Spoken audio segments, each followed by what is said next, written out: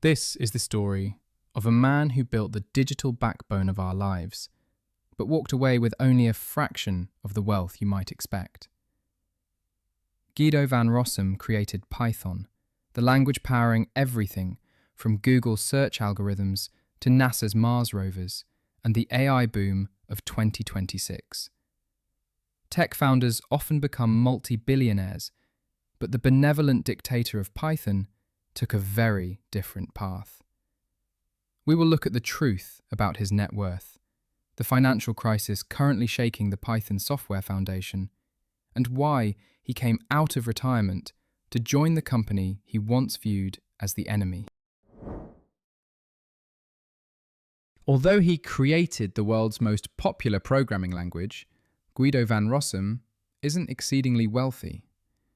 As of early 2026, his net worth is estimated to be around $10 million. That is certainly a lot of money, but it is a rounding error compared to the fortunes of contemporaries like Bill Gates or Mark Zuckerberg. Python was never a product, but rather an open source gift, where Guido didn't retain ownership or charge licensing fees.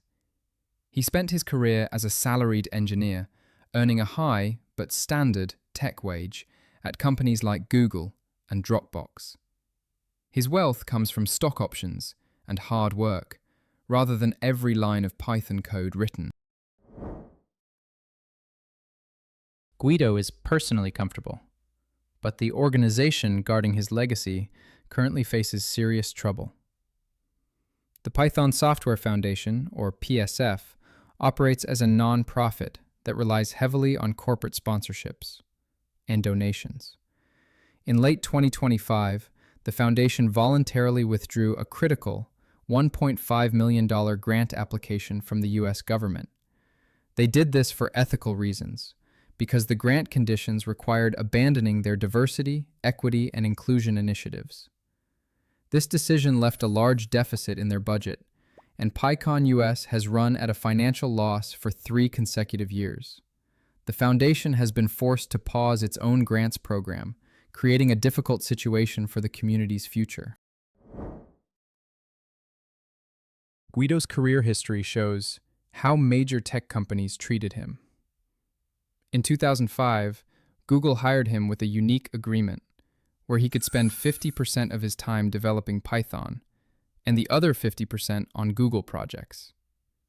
This arrangement allowed the language to grow while keeping Guido employed. 7 years later, he moved to Dropbox to help manage their large Python codebase until his retirement in October 2019. Sitting still proved impossible for him, and in November 2020, he tweeted that he decided retirement was boring.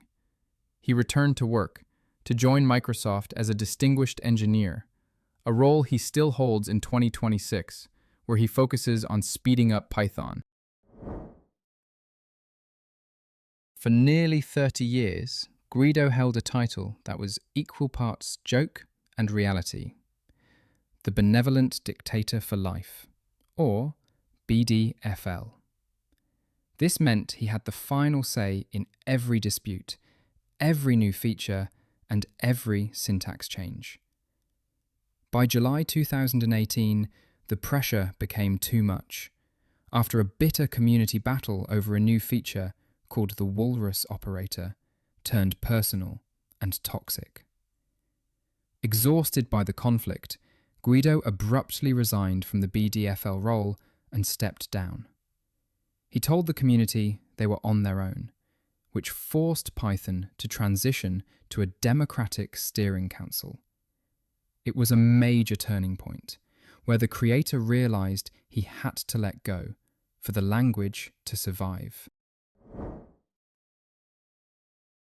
The relationship between Guido and Python has evolved, and he remains a BDFL emeritus who is honored but removed from daily governance.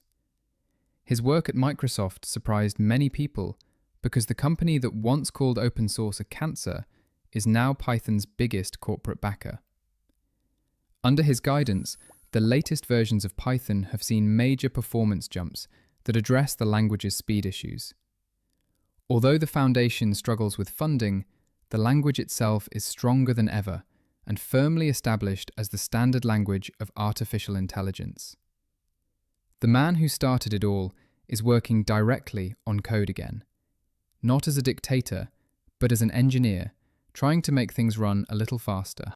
Guido van Rossum proves that you do not need to be a billionaire to have a major impact. His net worth is measured in the millions, but the value he created for humanity is in the trillions.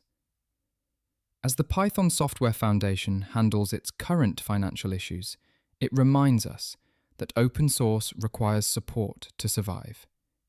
Subscribe if you want to stay updated on this story and see more detailed looks into tech history. Thanks for watching, and see you next time.